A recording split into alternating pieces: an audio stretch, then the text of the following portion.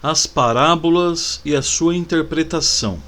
Na acepção geral do termo, parábola é uma narrativa que tem por fim transmitir verdades indispensáveis de serem compreendidas. As parábolas dos evangelhos são alegorias que contêm preceitos de moral. O emprego contínuo que durante o seu ministério Jesus fez às parábolas tinha por fim esclarecer melhor seus ensinos, mediante comparações do que pretendia dizer com o que ocorre na vida comum e com os interesses terrenos.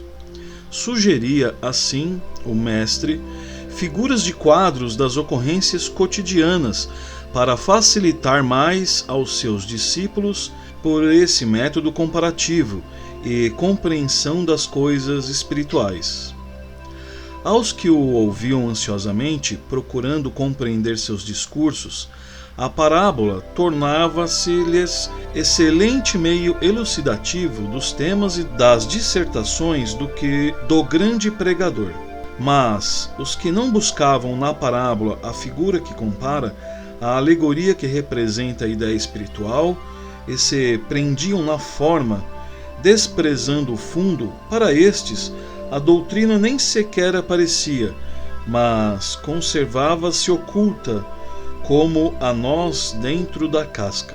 Daí a resposta de Jesus aos discípulos, que lhe inquiriram a razão de ele falar por parábolas.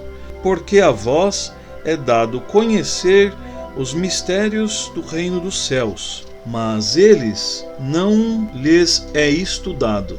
Pois ao que tem, dar-se-lhe-á e terá em abundância, mas ao que não tem, tem aquilo que tem, ser-lhe-á tirado. Por isso lhes falo por parábolas, porque vendo, não veem, e ouvindo, não ouvem, nem entendem. E neles está cumprido a profecia de Isaías, que diz: certamente ouvireis, e de nenhum modo entendereis, porque o coração deste povo se fez pesado, e seus ouvidos se fizeram tardos, e eles fecharam os olhos, para não suceder que, vendo com os olhos e ouvindo com os ouvidos, entendam no coração e se convertam, e eu os cure. Pelo trecho que observa claramente que os fariseus e a maioria dos judeus, em ouvindo a exposição da parábola, só viam a figura alegórica que lhes era mostrada, assim como quem não quebra a noz não lhe vê a casca. Ao passo que com seus discípulos não acontecia a mesma coisa. Eles viam e ouviam o ensino, o sentido espiritual que permanece para sempre. Não se prendiam à figura ou à palavra sonora que se extingue e desvanece. De modo que os fariseus ouviam, não ouviam. Viam, mas não viam, porque uma coisa é ver e ouvir com os olhos e ouvidos do corpo. A outra coisa é ver e ouvir com os olhos e ouvidos do espírito. A condição que Jesus expõe como sendo indispensável para nos ser dado e possuirmos em abundância é como se diz o texto, que nós termos. Mas termos o quê? Certamente algum princípio doutrinário unido à boa vontade para recebermos a verdade. Aquele que tem ser-lhe-á dado e terá em abundância. E o obstáculo à recepção à sua doutrina é o indivíduo não ter a mais ligeira iniciação espiritual e não ter a boa vontade para receber a nova da salvação. De modo que a parábola evangélica é uma instrução alegórica, exposta sempre com um fim moral, como um meio fácil de fazer compreender uma lição espiritual.